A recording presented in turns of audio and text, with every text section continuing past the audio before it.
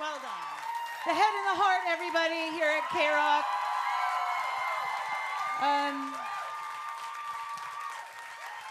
Wow. I have to say, Charity, come over here. Come here. Let me stand on the end. I'm totally going to tackle you and steal your cape later. That's the most amazing thing.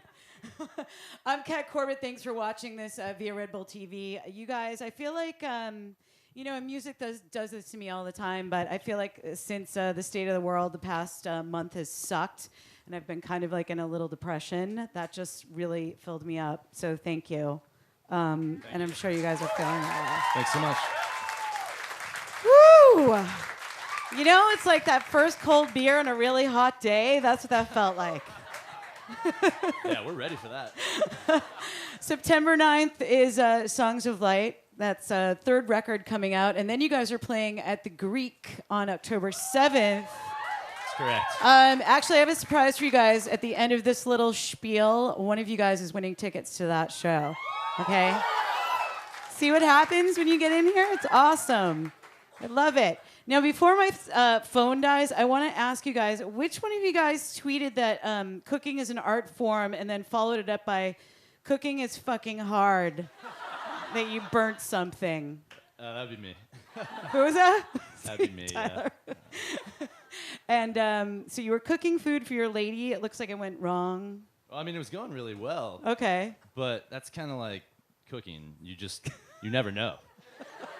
I mean, you think you've got it down, and then you would just end up screwed. What were you cooking? It was like a paella, actually, which is, to be honest, it was kind of hard. I was following a recipe, and I missed a whole step. So. Pasta. Yeah, it was spaghetti. Your bandmates are mocking spaghetti you. and meatballs. I love it. Oh, my God. All right, cool. All right, let's move on, shall we? I love that you guys, I heard you were going to play Let's Be Still, which was really nice to hear, and the older tracks, which was great. Are you going to be diving deep into, you have 2 albums before this on your new tour? Are you going to be strictly new music and maybe a couple of, or are you mixing it up? No, it's kind of cool because we get to, now that we have 3 records to choose songs from, it just makes for a much more varied set list every night. We can kind of slot in songs where they make sense, and it's just nice to have a wider bag of music, really. Right. I played Library Magic today. I don't know if any of you guys heard that. I played it around 12:40 today. I don't know if you guys heard it while you were sound checking, or you were breaking our doors. I don't even know what you were doing in here.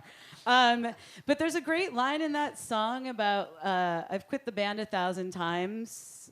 At least that's what it sounded like to me. Is that the line? Is that it? So we quit the band one too many times. Okay. And has anyone here quit this band and come back? All of us at some point. We've all quit the band one too many times. You're just like, I've had it.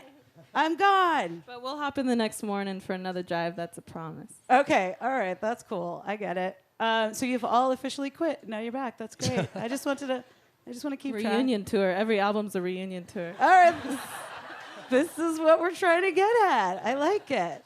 I know you guys stopped by here a little while ago, and we learned about when you guys are on hiatus, how you're these kinds of they're the smarty pants of the music.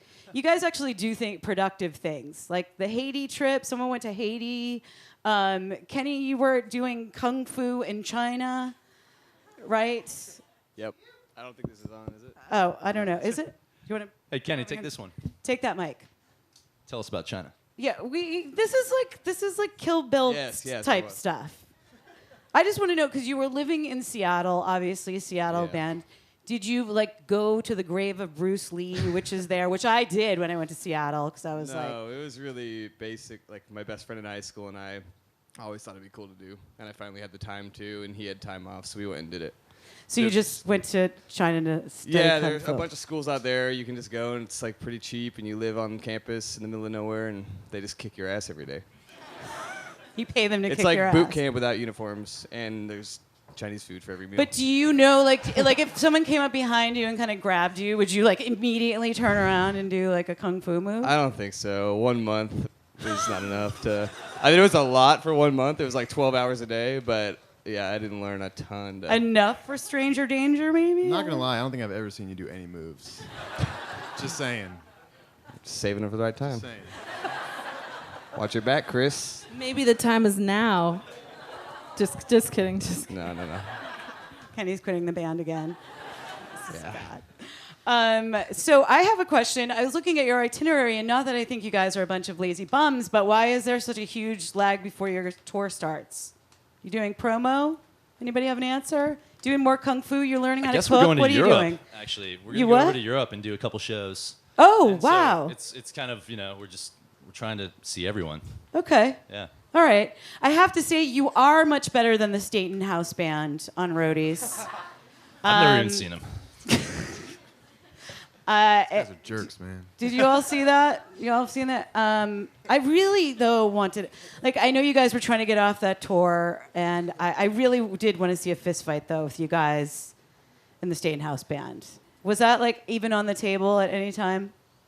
I don't know. I think Luke Wilson is too cool to get into a fist fight with his band. He was such a nice guy hanging out there that it would be impossible. It must have felt so natural for you guys to be on this stage doing roadie stuff because, it's surrounded by your, stage and surroundings and roadies and lights. Yeah, it was kind of in a weird situation, though, because it's definitely an exaggeration of, what we actually do every day. Yes. But, so much fun to be there and hang out with Cameron Crowe and, be around all these legendary actors and stuff. It was very cool. Yeah, I can't even imagine trying to get inside Cameron's brain, and what a pleasure it must have been to just kind of be there as a music fan and writers as well. How fun that must It have was been. cool seeing him work too. It was we've been on a couple sets, TV shows and movies and whatnot, and he is just the coolest. Yeah. Just the way and all the actors as well, just speak so highly of him. It's such a fun experience. Wow. It was killer. Yeah. No, so I heard you finished What We Ever Knew because of roadies? Yeah, All We Ever Knew. Well, we've been All We Ever Knew, sorry. Yeah, that's cool. We'd been kicking it around for a while.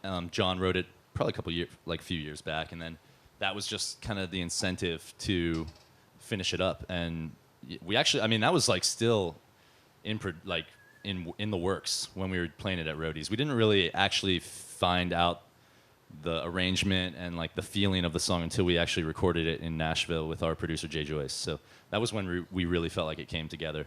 The Roadies was a half step there. Wow.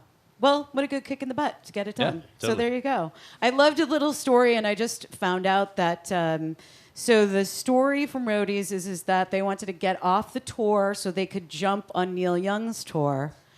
And Neil Young's real tour manager was playing your manager in the series, That's right. which I would have never known that. But just what a funny, circular, It's super meta. incestuous meta episode. Still waiting for that Neil Young tour. waiting. Neil, call us.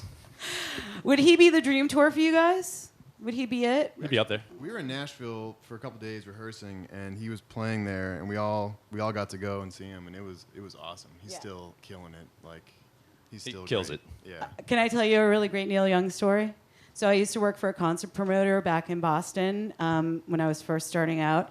And Neil Young was playing, and one of the producers was like, "You have to come to the show with me. You have to come." And it was like a Verizon wireless thing with a lawn in the back and the seats. And during the show, during Neil Young's show, he takes me from the seats, and he's like, "We got to walk on the lawn." I'm like, "Dude, that's way up there. Come on." And he's like, "Just come with me." And we walk up on the lawn, and no one is standing. Everyone is having sex on the lawn. Everyone. Because it was their band, they met to, or they were hippies and they listened to Neil Young. That's what and Neil it Young was does to you, I was like, Neil. "Oh my God." I was seriously freaking out. It was a lot of children conceived, maybe some of you at that show, I don't know. But that's what happened. So I urge you, if you ever get to see Neil Young, walk to the back. For sure. I don't know. Maybe people are too old from that generation to do it anymore on the lawn. Who knows? I don't know. But anyway, well, thank you so much for coming here and being awesome and just playing on a sunshiny day in this beautiful cave we have here. That's awesome. I loved that there were so many people singing your songs, the older songs. You guys were rocking it. This row right here, the front row, was awesome. So thank you. And new record out on September 9th, Greek October 7th, The Head and the Heart here at KROQ. Thank you. All right, before I kick these lovely people off the stage, Alyssa Campos, where are you? Alyssa Campos, you're going to the Greek. Yay! Thanks, you guys. We release you into the rock and roll world.